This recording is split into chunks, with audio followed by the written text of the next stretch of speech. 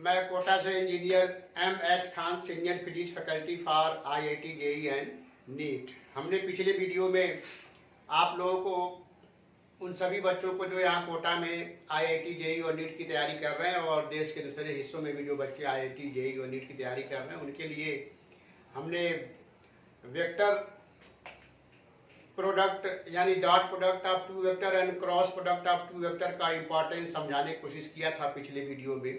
और उसमें हमने आपको बताने की कोशिश किया था कि वेक्टर का डॉट प्रोडक्ट और वेक्टर का क्रॉस प्रोडक्ट क्यों इम्पोर्टेंट होता है और फिजिक्स में जनरली लगभग सभी बुक्स में वेक्टर चैप्टर पहले क्यों दिया जाता है। तो आने वाले चैप्टर्स जो आगे आप पढ़ते हैं उसको अच्छे से समझने के लिए आपको वेक्टर की समझ होना बहुत ज़रूरी है। और जनरली फिजिक्स में फिजिकल क्वांटिटी को स्केलर, वेक्टर और टेंसर के रूप में डिवाइड किया जाता है। आपको IIT JEE और नीट लेवल पर वेक्टर और स्केलर पढ़ना होता है और समझना होता है। स्केलर को स्केलरली हम डील करते हैं और वेक्टर को वेक्टरली डील करते हैं। अगर आप किसी फिजिकल क्वांटिटी को आने वाले चैप्टर्स में समझने की कोशिश करते हैं तो फर्स्ट ऑफ ऑल आपको ये डिसाइड करना होगा कि ये स्केलर है या वेक्टर है, और उसके बाद उस पर आप फिजिकल सॉल्यूशन अप्लाई करेंगे और प्रोसीड करेंगे तो जो भी उसका रिजल्ट है वो आपको सही मिलेगा। तो इस पॉइंट ऑफ व्यू से वेक्टर का प्रोडक्ट जो है दो प्रकार से होता है, एक डॉट प्रोडक्ट होता है, क्रॉस प्रोडक्ट होता है। पूरे फिजिक्स में कितने डॉट प्रोडक्ट होते हैं सारे को हमने एक साथ समराइज करके आपको पिछले वीडियो में बताने की कोशिश किया था। और पूरे फिजिक्स में IIT JEE और नीट के लिए फिजिक्स में जितने भी चैप्टर हैं उसमें कहाँ कहाँ क्रॉस प्रोडक्ट इस्तेमाल होता है उसको भी हमने एक साथ समराइज करके आपको बताने की कोशिश किया था। आज मैं इस वीडियो में आपको डॉट प्रोडक्ट और क्रॉस प्रोडक्ट को कैसे सॉल्व किया जाएगा, उसका क्या यूज है वो मैं बताने की कोशिश करूंगा। तो वेक्टर का डॉट प्रोडक्ट और क्रॉस प्रोडक्ट समझने के लिए सबसे पहले आपको एंगल बिटवीन टू वेक्टर्स समझना होगा। तो आइए पहले देखते हैं एंगल बिटवीन टू वेक्टर्स हम लोग कैसे जान पाते हैं, कैसे डिसाइड करते हैं, कैसे उसको लिखेंगे। तो यहाँ पर आप देख रहे हैं मैं एक वेक्टर ले रहा हूं, ये है वेक्टर A और ये है वेक्टर B। दोनों वेक्टर को हमने यहाँ पर आउट गोइंग लिया है। वेक्टर B इधर जा रहा है, वेक्टर A इधर जा रहा है, इसलिए इनके बीच का एंगल थीटा ये होगा angle between vectors A and B। Vectors A and B के बीच में जो एंगल है वो इस तरह से डिसाइड होगा। अब सपोज करिए दोनों वेक्टर को हमने इनकमिंग लिया, ऐसे वेक्टर A को रिप्रेजेंट किया और ये है वेक्टर B। ये भी जो है इनकमिंग है और वेक्टर A भी इनकमिंग है। ऐसे में इनके बीच का जो एंगल थीटा है इसको angle between vectors A and B बोलेंगे। Angle between vector A and vector B। तो यहाँ पर आप देख पा रहे हैं कि दोनों वेक्टर आउटगोइंग है, तो ऐसे में जो एक्यूट एंगल प्राप्त हो रहा है वो angle between vectors A and B कहलाएगा। अब दोनों वेक्टर अगर इनकमिंग है तो भी उनके बीच में जो एंगल बन रहा है उसको angle between two vectors means vector A and vector B के बीच का एंगल बोलेंगे। अब हम यहाँ एक तीसरा केस ले रहे हैं और ये काफी इंपॉर्टेंट है। ये है वेक्टर A और ये है वेक्टर B। अगर आप ध्यान से यहाँ देखें तो वेक्टर B आउटगोइंग है और वेक्टर A जो है इनकमिंग है, और यहाँ पर ये एंगल दिया गया है थीटा। तो वेक्टर A इनकमिंग और वेक्टर B जो है आउटगोइंग है, दोनों इस पॉइंट पे मिल रहे हैं, तो ऐसे में इनके बीच का एंगल थीटा नहीं होगा। वेक्टर A और वेक्टर B के बीच का एंगल थीटा नहीं होगा। इसको कैसे प्राप्त करेंगे ये मैं आपको बताने की कोशिश करूंगा। और ये वाला एंगल जनरली जो है वेक्टर से रिलेटेड जो क्वेश्चंस होते हैं डॉट प्रोडक्ट और क्रॉस प्रोडक्ट का, उसमें ये जनरली क्वेश्चंस में दिया रहता है और यहीं पर बच्चे एंगल डिसाइड करने में गलती कर जाते हैं, जिससे उनका सॉल्यूशन जो है गलत दिशा में चला जाता है। तो हमने आपको पिछले वीडियो में बताया था कि अगर किसी वेक्टर को पैरेलली आप शिफ्ट कर दें तो उसमें कोई चेंजिंग नहीं होती है, और अगर किसी वेक्टर को थीटा एंगल से अगर आपने रोटेट कर दिया तो उस वेक्टर में चेंजिंग आ जाएगा। मैग्नीट्यूड में तो चेंजिंग नहीं होगी, लेकिन डायरेक्शन में चेंजिंग होने की वजह से अब वो नया वेक्टर बन जाएगा। तो यहाँ पर पैरेलल वेक्टर शिफ्टिंग का इस्तेमाल किया जाएगा। तो इसके लिए हम क्या करेंगे कि यहाँ पर वेक्टर बी लिया, दिस इज वेक्टर बी। अब हम क्या करेंगे, वेक्टर ए को पैरेलली शिफ्ट कर देंगे। देखिए वेक्टर ए है, इसको पैरेलली ऐसे शिफ्ट कर लेंगे तो ये हो गया वेक्टर ए, ये हो गया वेक्टर ए।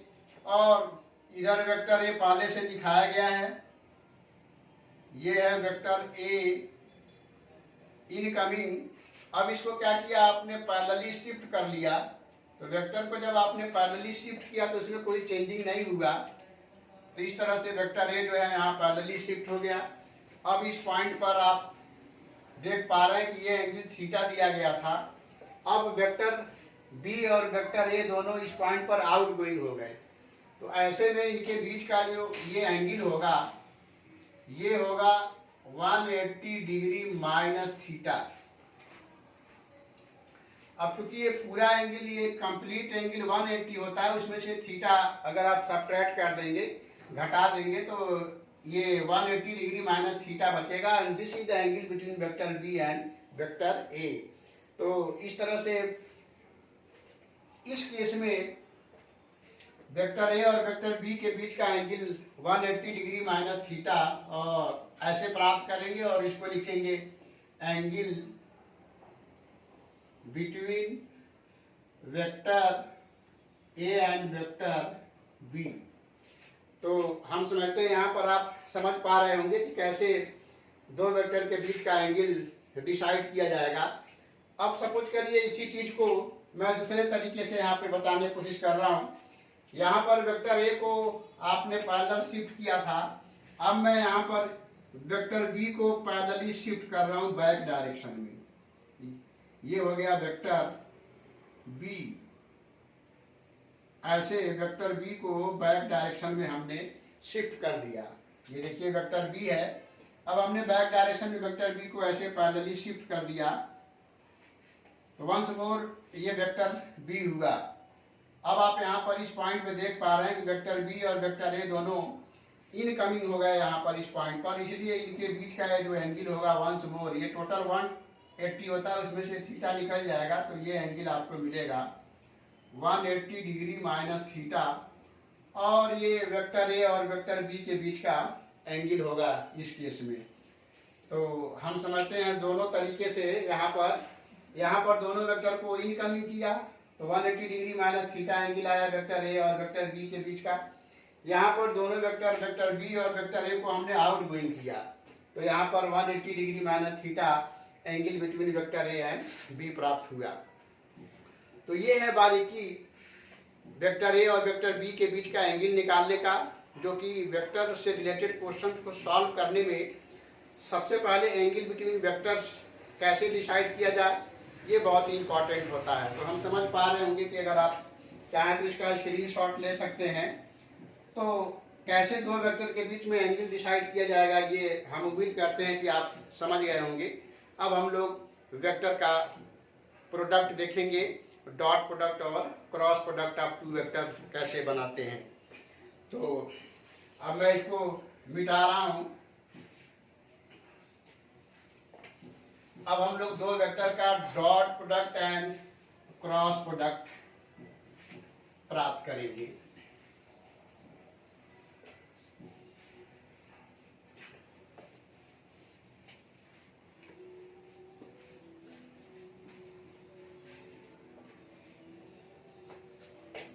तो product of two vectors product of two vectors,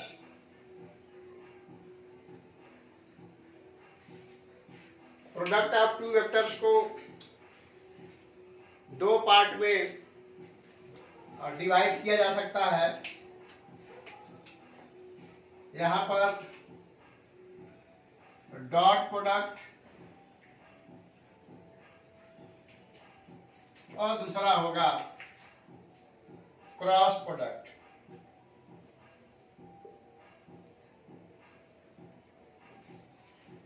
IIT JEE और नीट के बच्चों के लिए डॉट प्रोडक्ट टू वेक्टर्स का, क्रॉस प्रोडक्ट टू वेक्टर्स का फिजिक्स में जनरली डिस्कस किया जाता है और इससे आपका पूरा फिजिक्स का काम चल जाता है।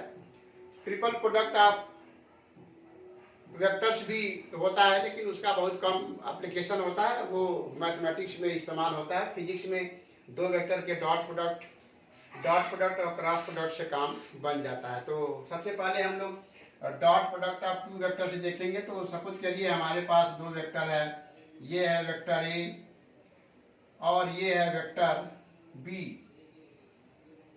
इनके बीच का एंगल ये थीटा दिखाया गया है। Dot product of two vector को हम लोग स्केलर प्रोडक्ट भी कहते हैं।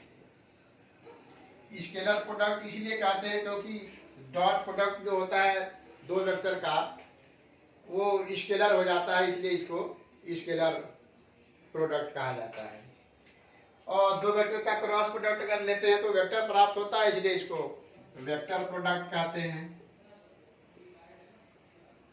तो अभी आगे देखा जाएगा कैसे ये वेक्टर प्रोडक्ट हो रहा। फिलहाल अभी डॉट प्रोडक्ट जो कि स्केलर प्राप्त होता है, तो इसको इस तरह से यहाँ पर दो वेक्टर ए और बी को दिखाया गया है। अब इनका डॉट प्रोडक्ट लेंगे तो यहाँ पे लिखेंगे ए डॉट बी। इसको आप बी डॉट ए भी लिख सकते हैं, और ए डॉट बी या बी डॉट ए दोनों इक्वल होता है, और ये हो जाएगा ए का मैग्नीट्यूड इंटू बी का मैग्नीट्यूड, और इनके बीच में जो एंगल बन रहा है उसका कॉस थीटा का प्रोडक्ट। इस प्रकार दो वेक्टर का dot product A dot B या B dot A equal to A B cos theta होता है, जहाँ थीटा वेक्टर बी और वेक्टर ए के बीच का एंगल है। इसको प्रोजेक्शन के रूप में भी रिप्रेजेंट किया जाता है। तो डॉट प्रोडक्ट को, दो वेक्टर का डॉट प्रोडक्ट अगर हम यहाँ बता रहे हैं तो इसको प्रोजेक्शन के रूप में भी मैं चाहूंगा कि मैं डिस्कस कर दूं। तो वेक्टर बी का अगर वेक्टर ए पर आप प्रोजेक्शन लेंगे तो इसे परपेंडिकुलर ड्रा करेंगे ऐसे। ये लेंथ जो है बी कॉस थीटा आएगा। इस राइट एंगल ट्रायंगल में ये हाइपोटेनस हो जाएगा और ये बेस हो जाएगा। तो बी और थीटा के टर्म में ये जो लेंथ आया ये प्रोजेक्शन होगा। इसको कहा जाएगा projection of vector B on vector ए। ये वेक्टर ए है, इस पर बी वेक्टर का प्रोजेक्शन लिया गया जो कि इतने लेंथ के बराबर होगा, और ये होगा बी कॉस थीटा। इसी तरह से यहाँ पर वंस मोर अगर आप वेक्टर बी लेते हैं और ये वेक्टर ए है, अब अगर वेक्टर ए का प्रोजेक्शन वेक्टर बी पे लेना है तो इससे इस पर परपेंडिकुलर ड्रॉ करेंगे। ये 90 डिग्री एंगल होगा। इस प्रकार वेक्टर ए का प्रोजेक्शन वेक्टर बी पर ये लेंथ होगा, ये थीटा है। ये लेंथ जो होगा ये हो जाएगा once more A cos theta, और ए कॉस थीटा को projection of vector A on vector B बोलेंगे। तो वेक्टर ए का प्रोजेक्शन बी वेक्टर पर ए कॉस थीटा आया। तो इस तरह से ए डॉट बी को हम ऐसे लिख सकते हैं ए बी कॉस थीटा, यानी A dot B equal to होता है ए का magnitude into projection of vector B on vector A. A का मैग्नीट्यूड, वेक्टर ए का मैग्नीट्यूड और वेक्टर बी का प्रोजेक्शन वेक्टर ए पर बी कॉस थीटा के बराबर ऐसे लिखेंगे। इसी को हम ऐसे लिख सकते हैं A cos theta into magnitude of vector B. अब ये हो जाएगा projection of vector A on vector B. ये इतना जो है लेंथ है, ये प्रोजेक्शन है वेक्टर ए का वेक्टर बी पर। तो projection of vector A on vector B into vector B का टोटल मैग्नीट्यूड। तो इस तरह से ए डॉट बी को हम प्रोजेक्शन के रूप में बाय डायग्राम हमने यहाँ आपको दिखाने की कोशिश किया। और एज ए होल ये दोनों स्केलर होता है, इसलिए इसको स्केलर डॉट प्रोडक्ट बोलते हैं। तो हम समझते हैं ये काफ़ी अच्छे से आपको समझ में आ गया होगा कि दो वेक्टर का डॉट प्रोडक्ट क्यों इस तरह से रिप्रेजेंट किया जाता है। अगर आप इसका स्क्रीनशॉट लेना चाहें तो ले सकते हैं, क्योंकि अब मैं इसको मिटाने वाला हूँ। तो अब मैं इसको मिटाता हूँ, फिर dot product of two vector को कंपोनेंट्स के टर्म में आपको बताने की कोशिश करता हूँ। तो अब हम dot product of two vectors को कंपोनेंट्स के टर्म में बता रहा हूँ। ये है वेक्टर ए एंड ये है वेक्टर बी, इनके बीच का एंगल थीटा है। ए डॉट बी को ए बी कॉस थीटा लिखा जाता है। जनरली ए डॉट बी का इस्तेमाल दो वेक्टर के बीच का एंगल निकालने में किया जाता है। अगर वेक्टर्स ए एंड बी को कंपोनेंट के फॉर्म में एक्स वाई जेड कंपोनेंट के फॉर्म में अगर दिया गया हो, या 2D में एक्स वाई कंपोनेंट या वाई जेड कंपोनेंट दिया गया हो, तो एंगल बिटवीन टू वेक्टर्स निकालने में डॉट प्रोडक्ट का जनरली इस्तेमाल किया जाता है। वैसे आप क्रॉस प्रोडक्ट के माध्यम से भी दो वेक्टर के बीच का एंगल निकाल सकते हैं, बट वो काफ़ी बड़ा और टेडियस हो जाता है। तो जनरली डॉट प्रोडक्ट से हम दो वेक्टर के बीच का एंगल निकालने की कोशिश करते हैं। तो यहाँ पर वेक्टर ए को हम लिखेंगे वेक्टर ए, सपोज करिए 3D में वेक्टर ए जो है ए एक्स आई है, ए वाई जे है, ए जेड के है। और वेक्टर बी को हम लिखेंगे बी एक्स आई प्लस बी वाई जे प्लस बी जेड के। और यहाँ पर वेक्टर ए के मैग्नीट्यूड को हम इस तरह से रिप्रेजेंट करेंगे, और ये हो जाता है ए X square plus A Y square plus A Z square. इसी तरह से वेक्टर बी के मैग्नीट्यूड को इस तरह से दिखाया जाएगा, और ये हो जाएगा B X square B Y square and B Z square. ये मैग्नीट्यूड हो गया वेक्टर बी का। अब यहां से हम देख पा रहे हैं कि कॉस थीटा, यानी दो वेक्टर के बीच का एंगल अगर हमें निकालना है तो इसको A dot B upon A B लिखा जाएगा।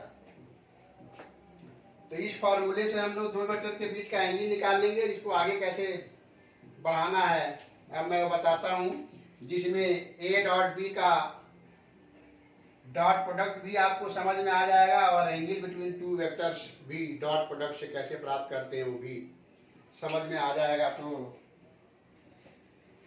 इतना हम समझते हैं आपको समझ में आया होगा। अगर आप इसका स्क्रीनशॉट लेना चाहते हैं तो ले सकते हैं। अब मैं इसको मिटाता हूँ और इसको फिर मैं आगे बढ़ा रहा हूँ। तो यहाँ पर आपने वेक्टर ए और बी को 3D के टर्म में समझा कैसे रिप्रेजेंट करते हैं। तो यहाँ से cos थीटा इक्वल टू हम लिखेंगे A dot vector B, vector A dot vector B upon A B. अब देखिए यहाँ पर वेक्टर ए को हम लिखेंगे A X I unit vector I, A Y unit vector J plus A Z unit vector K, और यहाँ dot लगाएंगे। फिर वेक्टर बी को 3D component B X unit vector I plus B Y unit vector J plus B Z unit vector K term में ऐसे लिखेंगे। फिर नीचे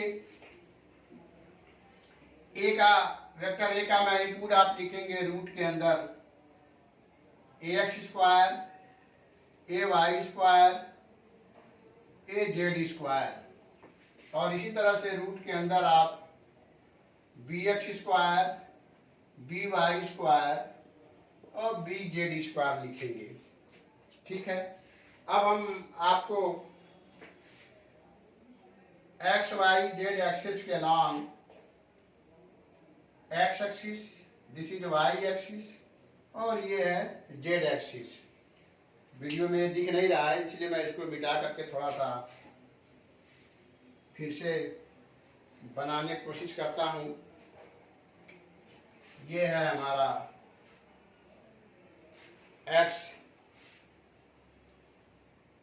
एक्सिस, ये है वाई एक्सिस और ये है जेड एक्सिस।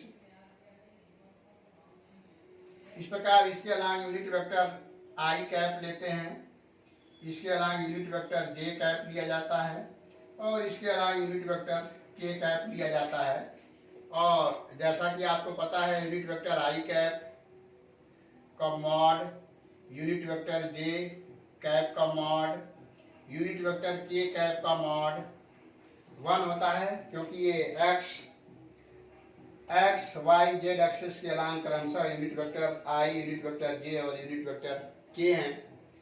अब दो वेक्टर का यूनिट वेक्टर का डॉट प्रोडक्ट अगर आप लेंगे तो I dot I equal to J dot J plus K equal to K dot K. अब चूंकि ये दोनों सेम डायरेक्शन में है, जिस दिशा में यूनिट वेक्टर आई है उसी दिशा में फिर से यूनिट वेक्टर आई ले रहे हैं, तो ऐसे में इनके बीच का एंगल 0 डिग्री बनेगा। ये है वेक्टर आई कैप और वेक्टर आई कैप दोनों सेम डायरेक्शन में है, तो इनके बीच का एंगल 0 डिग्री बनेगा और कॉस 0 डिग्री 1 होता है। इसलिए डॉट प्रोडक्ट का इस्तेमाल करके आई डॉट आई या जे डॉट जे या के डॉट के को लिखेंगे 1 इंटू उनके बीच का एंगल का कॉस वैल्यू, तो कॉस 0 डिग्री 1 हो जाएगा। तो इस तरह से ये तीनों 1 इंटू वन मीन्स 1, यानी I dot I equal to J dot J equal to K dot K 1 के बराबर होता है। अब अगर आप I dot unit vector I dot unit vector J dot unit vector K और unit vector K dot unit vector I लेते हैं, तो ये एक दूसरे से 90 डिग्री पर है। ये 90 डिग्री एंगल बन रहा है आई जे के बीच में, जे के बीच में भी 90 डिग्री एंगल बनेगा और के और आई के बीच में भी 90 डिग्री बनेगा। इस प्रकार से आई जे के म्यूचुअली परपेंडिकुलर यूनिट वेक्टर्स हैं, इसलिए इनका डॉट प्रोडक्ट जब आप लेंगे तो दोनों का मैग्नीट्यूड 1 इंटू इनके बीच का एंगल का कॉस वैल्यू और ये कॉस 90 डिग्री हो जाएगा। और कॉस 90 डिग्री जैसा कि आप जानते हैं कि 0 होता है, इसलिए ये आई डॉट जे और जे डॉट के और के डॉट आई 0 हो जाएगा। इसका इस्तेमाल हम लोग यहाँ करेंगे। तो जगह बनाने के लिए मैं ये सब मिटाता हूँ और यहाँ पर मैं आपको बताने की कोशिश करता हूँ कि dot product of two vectors को इसके आगे कैसे आप बढ़ाएंगे, कैसे इसको समझेंगे। तो cos theta is equal to आपने A dot B upon A B लिखा। ए डॉट वेक्टर ए को 3D कंपोनेंट में ये लिखा, वेक्टर बी को 3D कंपोनेंट में ये लिखा। अब आप ध्यान से यहाँ देखने की कोशिश करें कि जब इसके साथ डॉट लेंगे A X I dot B X आई,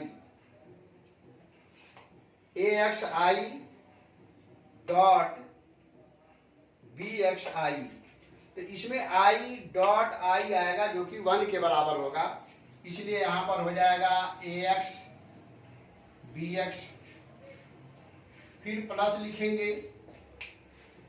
अब जे डॉट जे लिखेंगे, तो A Y J dot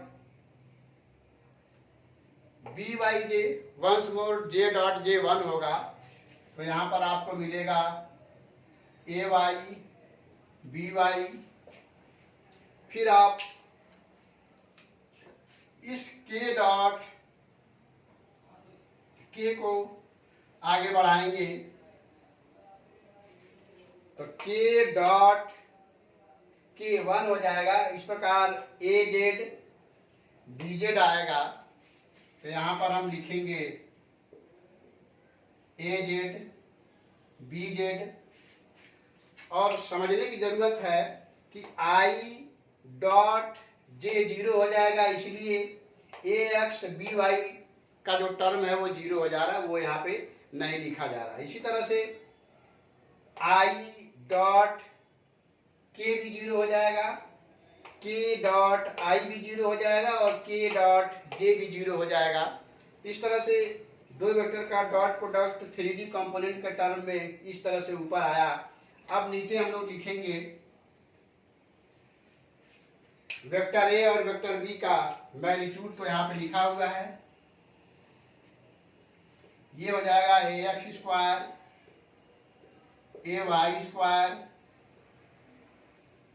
A Z square into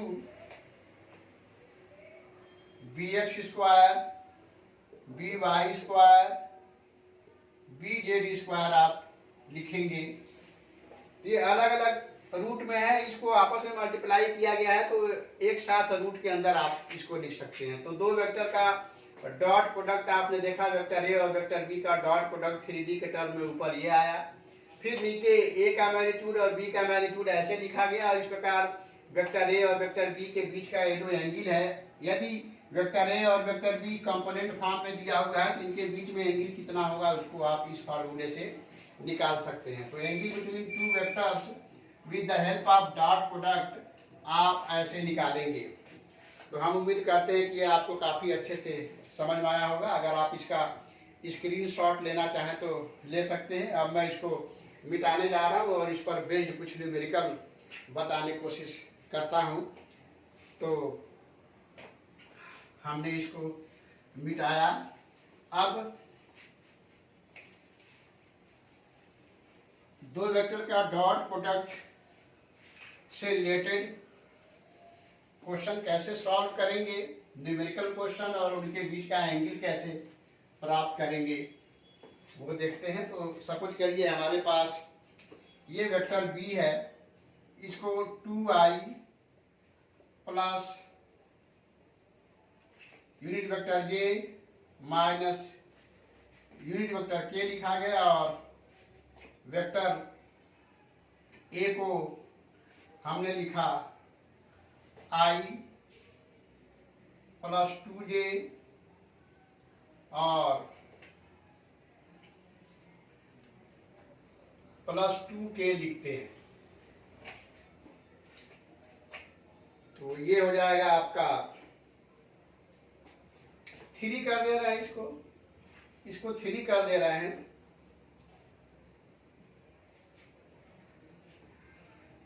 और इसको 1 कर दे रहे हैं, तो कैलकुलेशन में हमको काफ़ी आसानी हो जाएगी। तो 1i plus 1j plus 3k, तो वेक्टर ए हो गया 1i plus 1j plus 3k, और वेक्टर बी हो गया 2i plus j minus k। अब इनके बीच का एंगल पता करना है। ये दो वेक्टर हैं, इनके बीच का एंगल थीटा प्राप्त करना है। इसको dot product of two vector, vector A and vector B के माध्यम से कैसे इसको प्राप्त किया जाएगा। तो आइए देखते हैं। cos थीटा इक्वल टू हम लिखेंगे vector A dot vector B upon A B, और इसको सॉल्व करके हमने बताया था अभी A X B X plus A Y B Y plus A Z B Z upon root के अंदर ax square, ay square, az square और दूसरे ब्रैकेट में bx square, by square, bz square.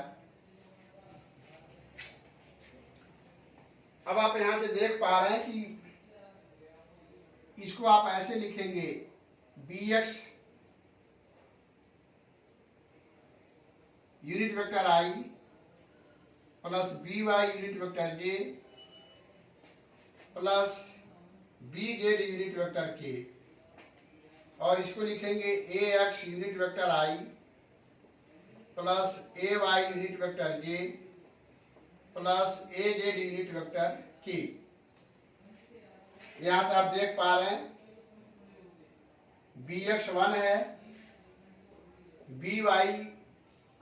bx जो है 2 है, bx यहाँ पर 2 के बराबर है, by जो है 1 के बराबर है और bz जो है -1 के बराबर है, bz -1 के बराबर। यहाँ पर ax 1 के बराबर है, ay इसे कंपेयर करेंगे तो ये भी 1 आया और az जो है यहाँ पर 3 के बराबर है। तो ये सारे वैल्यूज यहाँ रखेंगे। हमारा cos थीटा का वैल्यू यानी angle between vector a and vector b निकालना है, ये यहाँ पर हमने लिख रखा है। अब ax bx की वैल्यू, ax आ गया 1, bx की वैल्यू आया 2, तो 1 × 2 प्लस ay by, ay 1 और by 1 है तो 1 × 1।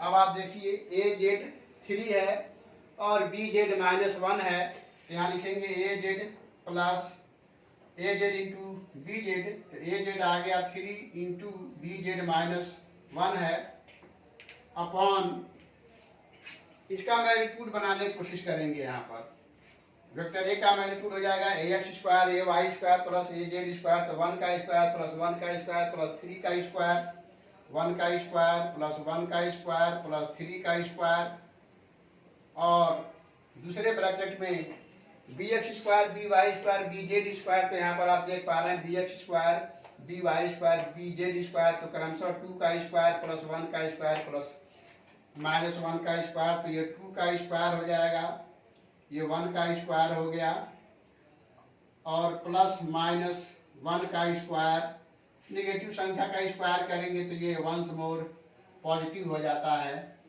तो इस तरह से अब आप इसको सॉल्व करेंगे तो देख पा रहे हैं यहाँ पर 2 आएगा प्लस 1 आएगा और यहाँ पर -3 आएगा और नीचे हो गया 1 + 1 और 9 रूट में 11 इंटू यहाँ पर आएगा 4 + 1 5 और 1 6, तो ये हो गया रूट में 11 इंटू 6।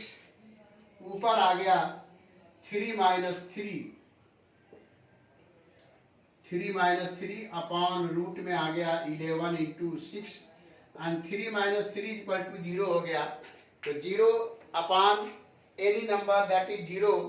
तो इस प्रकार ये वेक्टर ए और वेक्टर बी जो कि कंपोनेंट फॉर्म में दिए गए हैं, इनका डॉट प्रोडक्ट ऊपर 0 आ गया। इसका मतलब ये हुआ कि cos थीटा की वैल्यू आ गया 0 और ऐसे में थीटा की वैल्यू 90 डिग्री होगी, जैसा कि आप जानते हैं कि cos 90 की वैल्यू 0 होता है। तो इस प्रकार ये दोनों वेक्टर म्यूचुअली परपेंडिकुलर हुए, यानी वेक्टर ए और वेक्टर बी के बीच का एंगल इस दिए हुए कंडीशन में आप निकाल पाए और इस प्रकार दोनों वेक्टर म्यूचुअली परपेंडिकुलर हैं, एक दूसरे से 90 डिग्री पर हैं। तो ये हुआ वेक्टर ए एंड बी के बीच का एंगल, जो कि डॉट प्रोडक्ट ऑफ 2 वेक्टर्स के माध्यम से आपने यहाँ पर निकालने की कोशिश किया। हम समझते हैं इसको काफ़ी अच्छे से आप समझ पाए होंगे। अगर आप इसका स्क्रीनशॉट लेना चाहें तो ले सकते हैं। अब मैं मिटाता हूँ इसको और फिर आपको बताने की कोशिश कर रहा हूँ कि अगर दो वेक्टर, यहीं पर मैं बता देता हूँ कि अगर ये वेक्टर बी और वेक्टर ए म्यूचुअली परपेंडिकुलर है, एक दूसरे से 90 डिग्री पर है, तो ऐसे में इनका डॉट प्रोडक्ट का जो वैल्यू आएगा वो होगा ए बी कॉस 90 डिग्री, और कॉस 90 जीरो होता है तो जीरो हो गया। और साथ में ए डॉट बी की वैल्यू अभी आपने यहाँ पर ये निकाला है, तो इसको ए डॉट बी को आप लिख सकते हैं A X B X plus A Y B Y plus A Z B Z equal to zero. तो अगर दो वेक्टर म्यूचुअली परपेंडिकुलर है, एक दूसरे से 90 डिग्री पर है, तो उनका ए डॉट बी वैल्यू इस प्रकार आप निकालेंगे, या उनका कंपोनेंट फॉर्म इस तरह से जो प्राप्त होता है वो जीरो के बराबर होगा।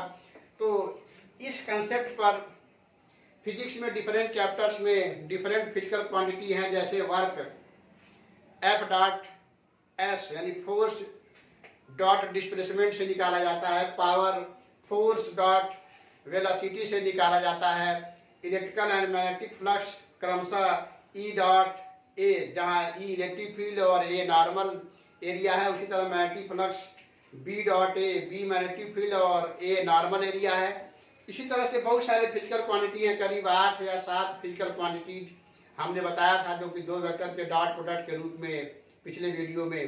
तो ऐसे क्वेश्चंस को सॉल्व करने के लिए इस तरह से dot product of two vector का इस्तेमाल करेंगे, और दो वेक्टर के बीच का यदि एंगल निकालना हो तो उनके बीच का एंगल निकालने के लिए आप dot product of two vectors का इस्तेमाल करेंगे। मैं इसके पहले भी बताया था कि बोला था कि cross product of two vector के माध्यम से भी आप दो वेक्टर ए और वेक्टर बी के बीच का एंगल आप निकाल सकते हैं, लेकिन वो काफ़ी डिफिकल्ट हो जाता है। तो जनरली दो वेक्टर के बीच का एंगल निकालने के लिए हम लोग generally dot product of two vectors का इस्तेमाल करते हैं। तो इस तरह से आपने dot product of two vectors को समझने की कोशिश किया।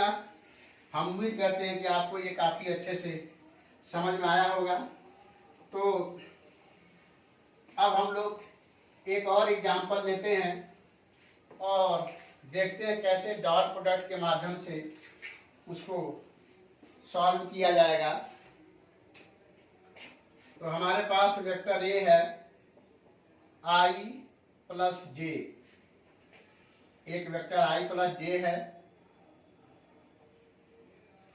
और दूसरा वेक्टर बी है जो i माइनस जे है। यहाँ पर इसका मैग्नीट्यूड आप निकालेंगे तो ये हो जाएगा 1 का स्क्वायर प्लस 1 का स्क्वायर, क्योंकि i यूनिट वेक्टर i का कोफिशिएंट 1 है, यूनिट वेक्टर j का कोफिशिएंट 1 है, तो 1 का स्क्वायर प्लस 1 का स्क्वायर ये √2 हो जाएगा। इसी तरह से वेक्टर बी का मैग्नीट्यूड आप यहाँ लेंगे तो यूनिट वेक्टर i का कोफिशिएंट या 1 है यहाँ पर, तो 1 का स्क्वायर, और यहाँ -1 का स्क्वायर करेंगे तो वंस मोर ये √2 हो जाएगा। अब vector A dot vector B, क्योंकि दोनों वेक्टर के बीच का मान लीजिए वेक्टर ए ऐसे है और वेक्टर बी ऐसे है, इनके बीच का एंगल निकालना है, तो cos theta equal to A dot B upon A B लिखेंगे। ए की जगह पर लिखेंगे unit vector I plus unit vector J dot vector B means unit vector I minus unit vector J upon इसका मैग्नीट्यूड √2, और ये √2 हो गया। फिर आई डॉट आई से इसको सॉल्व करेंगे तो 1 होगा, फिर जे डॉट माइनस जे से इसको सॉल्व करेंगे तो -1 होगा, और नीचे आ जाएगा 2, √2 इंटू √2 इक्वल टू 2, ऊपर आ गया 0/2, और इस प्रकार ये 0 हो गया। इस तरह से वंस मोर आप यहाँ देख पा रहे हैं कि वेक्टर ए और वेक्टर बी जो है एक दूसरे से 90 डिग्री पर है, यानी वेक्टर ए और वेक्टर बी के बीच का एंगल आपने 90 डिग्री प्राप्त कर लिया। अगर रियल में अगर आप इसको देखना चाहते हैं तो ये है हमारा एक्स एक्सिस, ये है वाई एक्सिस, इसके अलांग यूनिट वेक्टर आई होता है और इसके अलांग यूनिट वेक्टर जे कैप होता है। तो आई प्लस जे इधर होगा, दिस इज आई प्लस जे, और आई प्लस जे होगा, आई माइनस जे इधर आएगा, ये हो जाएगा, क्योंकि माइनस जे नीचे की तरफ होता है और प्लस जी ऊपर की तरफ होता है तो यहाँ पर ये हो जाएगा, और राइट डायरेक्शन में आई प्लस होता है तो ये हो जाएगा unit vector I minus unit vector जे। तो ये हो गया हमारा वेक्टर बी और ये हो गया हमारा वेक्टर ए। तो आप देख पा रहे हैं कि यहाँ वेक्टर ए और वेक्टर बी के बीच का एंगल ये 90 डिग्री नजर आ रहा है। तो रियल अगर इनका रिप्रेजेंटेशन हो तो इस तरह से होगा, तो इनके बीच का एंगल आपने प्राप्त किया। इस तरह से डॉट प्रोडक्ट का इस्तेमाल करके दो वेक्टर के बीच का हम लोग एंगल कैसे प्राप्त करते हैं, और डॉट प्रोडक्ट के माध्यम से यदि वेक्टर कंपोनेंट फॉर्म में दिया हुआ है तो उसको कैसे सॉल्व करते हैं, ये यहाँ पर आपने सीखा। हम उम्मीद करते हैं कि आपको काफ़ी अच्छे समझ में आया होगा। अगर आप इसका स्क्रीनशॉट लेना चाहते हैं तो ले सकते हैं। अब हम लोग cross product of two vectors के विषय में बात करेंगे। तो dot product of two vectors को हमने काफ़ी अच्छे से आपको समझाने की कोशिश किया। हम उम्मीद करते हैं कि वो सभी बच्चे जो मेरा ये वीडियो देख पा रहे हैं और देखेंगे, जो कि कोटा में या देश के अन्य शहरों में IIT जेईई और नीट की तैयारी कर रहे हैं, वो दो वेक्टर के डॉट प्रोडक्ट और क्रॉस प्रोडक्ट को बहुत बारीकी से समझने की कोशिश करेंगे और मेरे वीडियो के माध्यम से इसको आप आसानी से समझ सकते हैं। तो अब हम cross product of two vectors के विषय में बात करेंगे। तो अभी हमने आपको cross product of two vectors देखते हैं। Cross product of two vectors, हम यहाँ पर एक प्लेन बनाते हैं। प्लेन को ऐसे हमने बनाया। इस प्लेन में हम दो वेक्टर को लेते हैं। ये है वेक्टर ए और ये है वेक्टर बी। इनके बीच का एंगल थीटा है। अब हम दो वेक्टर का क्रॉस प्रोडक्ट जनरली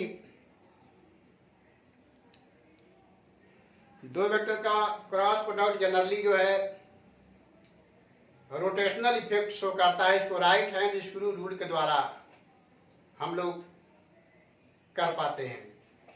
तो दो वेक्टर का क्रॉस प्रोडक्ट हम लोग रोटेशनल इफेक्ट के द्वारा रिप्रेजेंट करते हैं। तो वेक्टर ए को हमने वेक्टर बी के तरफ रोटेट करने की कोशिश किया तो इसका इफेक्ट जो होगा ऊपर की तरफ आएगा।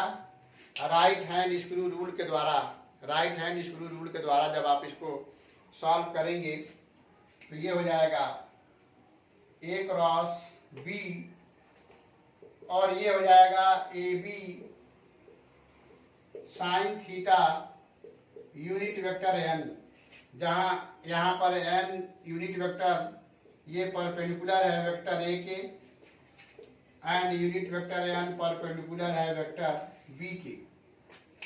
अब अगर आप वेक्टर बी को ए के तरफ रोटेट करेंगे तो इसका इफेक्ट नीचे आएगा और ये हो जाएगा बी क्रॉस ए। तो यहाँ पर ये यूनिट वेक्टर माइनस एन लेंगे। इस प्रकार हम देख पा रहे हैं कि ए क्रॉस बी क्रॉस ए के बराबर नहीं होगा, क्योंकि ये डाउनवर्ड है, ये अपवर्ड है, तो इसलिए दोनों बराबर नहीं होंगे। अगर इनको बराबर करना है तो आप ए क्रॉस बी को लिखेंगे बी क्रॉस ए और इसमें माइनस से मल्टीप्लाई कर देंगे। अगर इसमें माइनस से मल्टीप्लाई करेंगे तो ये भी अपवर्ड हो जाएगा, इसलिए दोनों मैग्नीट्यूड में और डायरेक्शन दोनों में इक्वल हो जाएंगे। तो इस प्रकार दो वेक्टर का क्रॉस प्रोडक्ट इस तरह से लिखा जाए तो वो इक्वल होते हैं डायरेक्शन और मैग्नीट्यूड में भी। वैसे अगर इनका मैग्नीट्यूड आप लेते हैं तो ये आपस में बराबर होते हैं, बी क्रॉस ए का मैग्नीट्यूड और ये हो जाएगा ए बी साइन थीटा की। तो इस तरह से दो वेक्टर का क्रॉस प्रोडक्ट रोटेशनल इफेक्ट देता है। राइट हैंड स्क्रू रूल के माध्यम से वेक्टर ए को वेक्टर बी की तरफ यो रोटेट करेंगे तो थंब के डायरेक्शन में इसका रोटेशनल इफेक्ट आता है। तो रोटेशनल इफेक्ट जो है दो वेक्टर का क्रॉस प्रोडक्ट का क्या क्या होता है वो मैं यहाँ लिखने की कोशिश कर रहा हूँ। एंगुलर डिस्प्लेसमेंट, एंगुलर वेलोसिटी,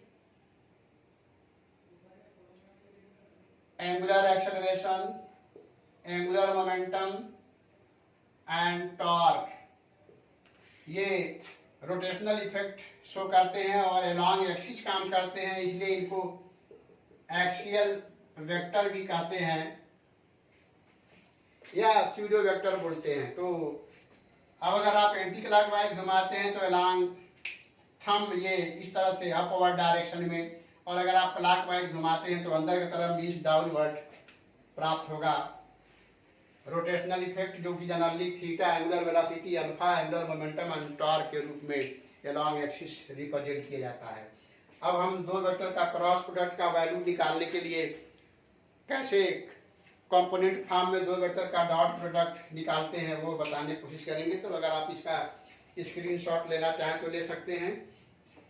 मैं इसको मिटाता हूँ और यहाँ पर दो वेक्टर का क्रॉस प्रोडक्ट कैसे प्राप्त किया जाएगा उसको बताने की कोशिश करता हूँ। तो हमारे पास ये है वेक्टर ए और ये हो जाएगा A X I plus A Y J plus A Z के, और ये वेक्टर बी है जो होगा बी एक्स आई प्लस बी वाई जे प्लस बी जेड के। अब इनका क्रॉस प्रोडक्ट अगर आप प्राप्त करना चाहते हैं तो इसको ऐसे लिखेंगे, और यहाँ पर डिटर्मिनेंट, मैथमेटिक्स के बच्चों को डिटर्मिनेंट पढ़ाया जाता है। तो आईआईटी, जेईई और नीट की तैयारी करने वाले बच्चों में जो आईआईटी की तैयारी कर रहे हैं वो तो आसानी से डिटर्मिनेंट समझते हैं, बट नीट के बच्चों के लिए एक नया ये टर्म होता है तो उनको भी कोशिश किया जाता है कि वो बच्चे भी इसको आसानी से समझ लें ताकि क्रॉस प्रोडक्ट से रिलेटेड क्वेश्चन को सॉल्व करने में उनको सुविधा हो, आसानी हो। तो इसको हम ऐसे यूनिट वेक्टर आई, यूनिट वेक्टर जे और यूनिट वेक्टर के यहाँ लिखते हैं। इसको प्लस माइनस प्लस ऐसे लिखते हैं। अब वेक्टर ए पहले है तो इसके कंपोनेंट्स को क्रम से लिखा जाएगा, A Y, A X, A Y, A Z. अब वेक्टर बी बाद में है तो इसको B X, B Y, B Z लिखा जाएगा। अब इसका एक्सपेंशन आप करेंगे डिटर्मिनेंट मेथड से, इसको कहते हैं डिटर्मिनेंट।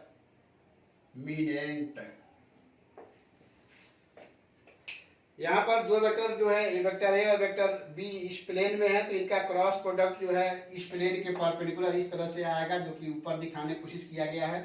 और अगर एंटी क्लॉकवाइज घुमाने पर और क्लॉकवाइज घुमाएंगे तो इनका क्रॉस प्रोडक्ट जो है अंदर की तरफ आएगा जो कि नीचे की तरफ दिखाने की कोशिश किया गया है। और वेक्टर ए और वेक्टर बी का क्रॉस प्रोडक्ट की वैल्यू डिटर्मिनेंट मेथड के माध्यम से कंपोनेंट के टर्म में कैसे सॉल्व करेंगे वो यहाँ पर हम बता रहे हैं। तो यहाँ यूनिट वेक्टर आई लेंगे।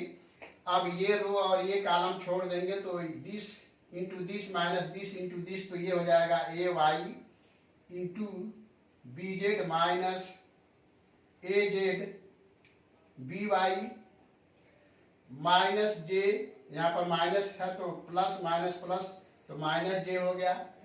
अब ये कॉलम और ये रो छोड़ देंगे तो A X into B Z होगा, A X into B Z minus A Z into B X, A Z into B X plus K लिखेंगे के।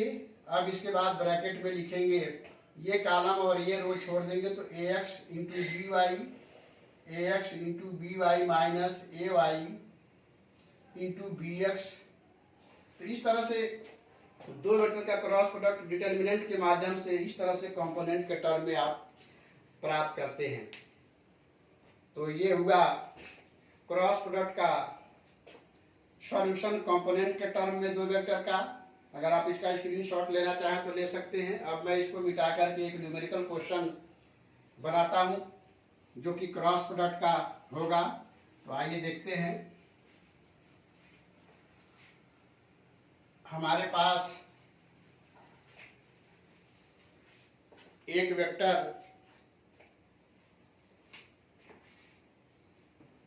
यहाँ पर हमारे पास एक वेक्टर जो है i प्लस जे माइनस के है और दूसरा वेक्टर जो है i माइनस जे प्लस के है।